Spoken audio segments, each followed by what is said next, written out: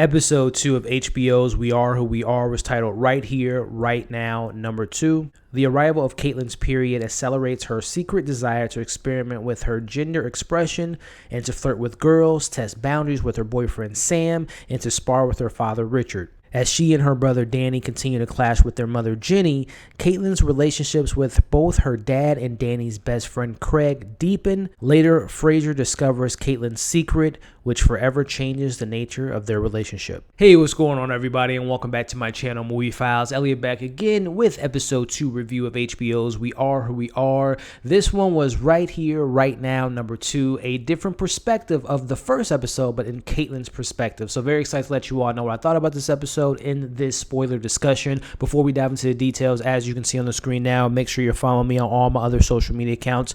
That way you can stay up to date with what's going on over here at Movie Files, but also get my insight on movie and TV news. If you are new to this channel, welcome. Definitely subscribe, hit that notification bell so you don't miss any of my latest We Are Who We Are reviews, The Third Day reviews, Lovecraft Country reviews, all my HBO coverage, and all the things that we do on this very channel. Make sure to give this video a thumbs up. Helps out the channel, but I also really appreciate it. And in the comments below, if you've seen this latest episode of We Are Who We Are, let me know your thoughts. How did you like this perspective from Caitlyn? How do you like the performances so far? And are you still intrigued by this series? Let me know your thoughts in the comments below. So, yeah.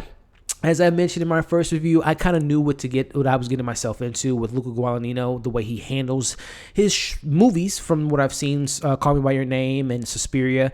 You're immersed in this world. You don't feel like there's a camera watching them, but you feel like you're watching them, like you're behind them, you're with them in different scenarios. So this time around, we follow Caitlyn. As I had mentioned last week that, all last week was Fraser and his family coming to this new military base and finding out their backstory, but I assumed that we were going to get a little bit of backstory of Caitlyn, because we know those are the two leads and kind of the two stories we're going to be following, these families from, Caitlyn's perspective with her dad, Richard, and also, Fraser's perspective with his two moms. So this time around, we see Caitlyn, guys, and I got to say, I know this actress I believe this is her first time doing anything, and there were moments in this episode where you can feel like, this was a first-time actor. There were moments where I feel like the scenes didn't feel right. The chemistry between her and her dad wasn't all the way there. She seemed to be smiling a lot, which I don't know if that was a direction given to her or she just was just like uncomfortable. Or to me, when I picture Luca directing a scene, I just picture him saying just, action and just kind of breathe in the scene. Maybe not a lot of rehearsals and just being more organic, right? I feel like that's the type of filmmaker that he is. And I felt that a lot in this episode in particular. So we see Caitlyn starting off this episode in this recap. Again, this is full spoiler, so if you haven't seen the episode, go check it out, come back and join the conversation. But we see she has this kind of routine with her dad that she seems to really love. I don't know what was in the gallons per se. It didn't look to be like anything illegal, just like there was just a hustle, a side hustle for her and her dad, and something that also they bond over. As you can see from this episode, her and her dad, Richard, played by Kid Cudi, Scott, I should say, or they seem to be closer together as a father and daughter versus the mom and her. There seems to be some type of tension, which we see that, we all know that with teenagers, and that sometimes when they get a little bit older, they don't like their parents as much as they did when they were kids. But there seems to be some type of rift between Caitlyn and her mom. But either way, we see that they have this routine where they get these gallons, they sell the gallons to the local people, and within this scene, you kind of notice that Caitlyn's in different attire. She's wearing, more traditionally speaking, commonly seen clothes worn by boys. And we see that, she's in the town selling the gallons. One of the people says, "Oh, it's the boy again. Oh, but she looks like a girl." So I think she, again, as I kind of predicted for my last week review, that this show is going to be about identity, who you are as a person, and maybe putting on a facade. We saw in this episode Caitlyn embracing her boyfriend Sam, but feeling kind of uncomfortable, but then doing things that she thinks that he would like, but not, like I said, fully embracing who she is as a person, because she likes to go by the name of Harper when she's flirting with girls. So I think she likes this routine with her dad because, one, she likes to spend time with her dad, but also, two, she gets to wear, again, traditionally speaking, commonly known clothes that guys and boys wear. So I think she kind of she likes that kind of lifestyle and kind of feels more free to herself. So very interesting things there. you start to see very early on that this is the same episode from the episode 1, but just in a different perspective. So we're getting the same day, but just in Caitlyn's perspective, which I thought was kind of cool and unique, because you get to see similar scenes that we saw Fraser, his point of view, but this time spun around with a couple different nuances in the performances and a couple different perspectives from Caitlyn and Brittany and all that. So I thought that was pretty cool.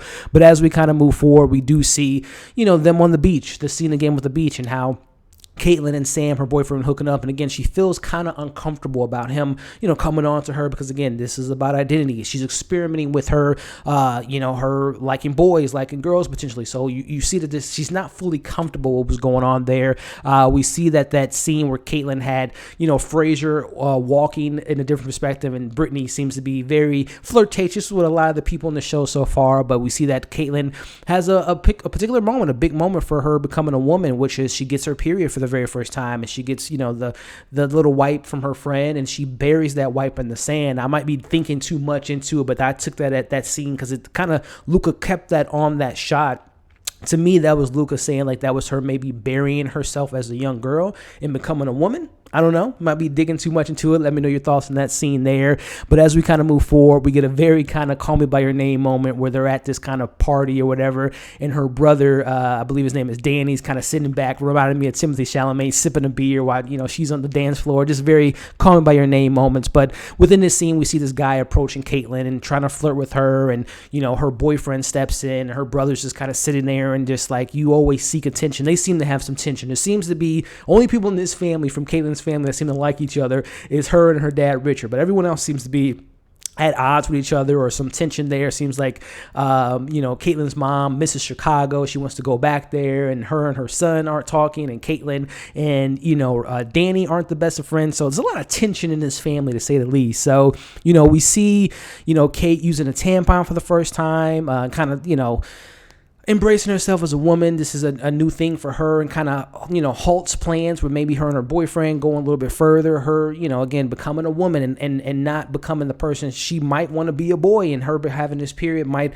deter that. And it's just something different, something new for her. So it's something that she's experimenting with and kind of, like, oh man, I get my period now. So what does that mean for things that I want to kind of do in the future? So we see her and her dad sharing a bit of a moment, boxing in the garage. I found that scene to be a little, again, I mentioned this actress is being her first time in anything big, if I'm not mistaken, let me know in the comments. But, her and her dad are bonding, but that scene just felt weird. It seemed like the chemistry was kind of off between them two in that moment, which was just a little off to me personally. Lacked the chemistry of what you would think their relationship was. There were moments in this episode, like the moment I'm getting to here, when we see they're at a televised baseball game, and they're talking about how Sam feels about her boyfriend, and, the dad was like, oh, is he treating you? That was kind of some chemistry there. But we see very interesting kind of scene in the background playing this Donald Trump commercial about, banning Muslims.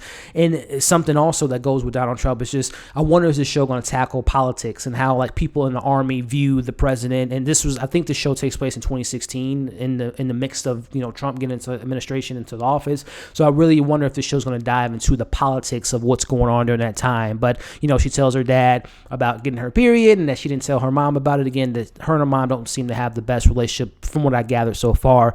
And throughout the episode, we get these kind of montages of Kate just going through town.